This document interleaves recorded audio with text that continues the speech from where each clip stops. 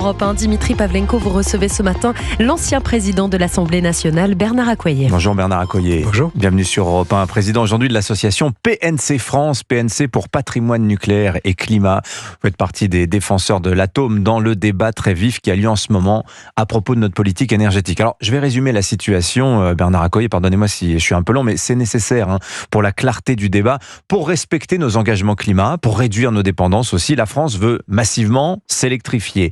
L'électricité, en gros, c'est un quart de notre consommation d'énergie aujourd'hui.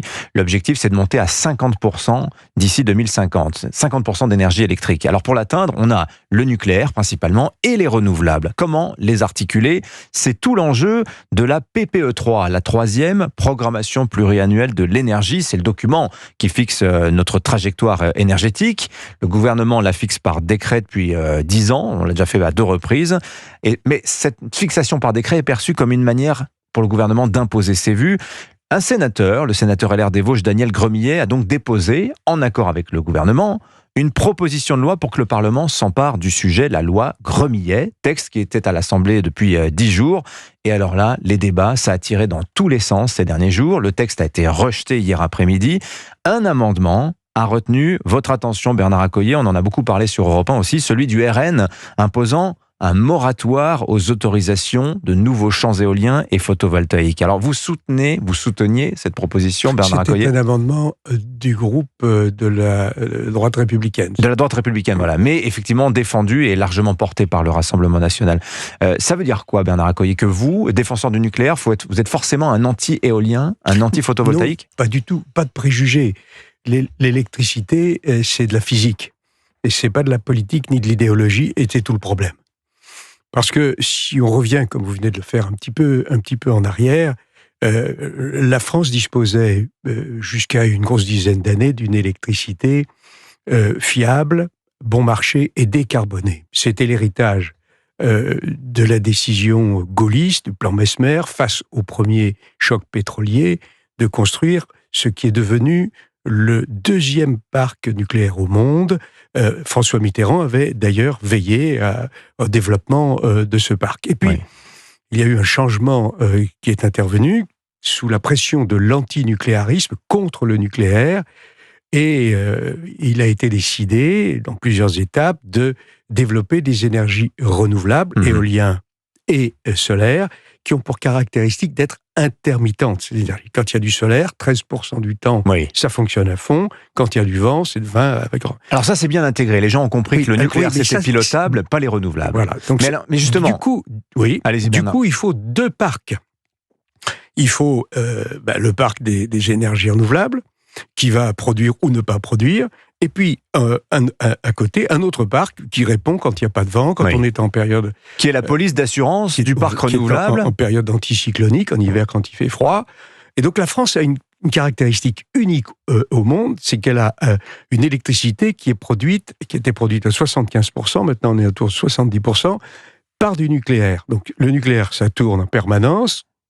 Qu'on utilise l'électricité ou qu'on ne l'utilise pas, ça ne coûte pas plus cher parce que le combustible a une très faible incidence. Donc en réalité, on est en train de vouloir remplacer ce qui est idéal au plan de la décarbonation, c'est-à-dire le nucléaire, par des énergies renouvelables qui certes sont décarbonées mais ne produisent que de temps en temps, et donc on affaiblit notre nucléaire en dépensant, on a quand même dépensé déjà 150 milliards pour développer les énergies nucléaires, d'où conséquence, explosion du prix de l'électricité. Les énergies renouvelables, 150 milliards ces 15 dernières années pour développer les renouvelables. Vous pouvez m'excuser. Et donc, si vous voulez, ces 150 milliards, c'est la facture des Français. Et la PPE3, et là nous en arrivons à l'actualité, prévoyait de multiplier par 4 le solaire, par 2 l'éolien sur Terre, et par 10 à 30 l'éolien flottant. Donc ça veut dire que ce qui a créé cette hausse des prix allait continuer. Donc heureusement, il a été décidé qu'il y aurait un débat. Ce débat, il a eu lieu, que la proposition de loi Gremillet serait mise à l'ordre du jour, elle l'a été, mais l'Assemblée fonctionne de façon, on va dire, disruptive, tout à fait désordonnée actuellement, c'est extrêmement grave et très regrettable.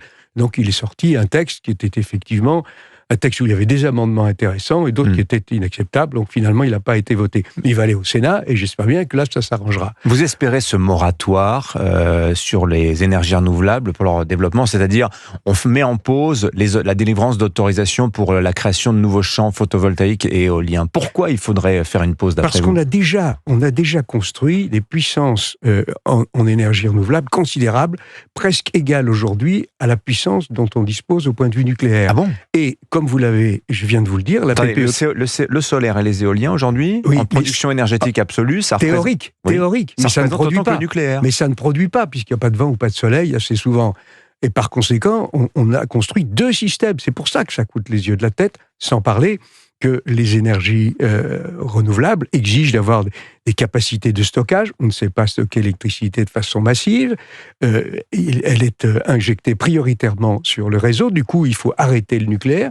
Ça coûte évidemment, ça rehausse le prix de l'électricité nucléaire, puis ça affaiblit le parc qui n'est pas fait pour changer sans arrêt, même s'il est modulable. Pour le dire en une phrase, les renouvelables aujourd'hui sont un handicap pour le nucléaire. Pourquoi on ne se passerait pas du nucléaire et on ne garderait pas que les renouvelables? Parce que le nucléaire est un atout fantastique pour la France. C'est notre 3e filière industrielle. C'est un atout unique que beaucoup voudraient nous voir perdre.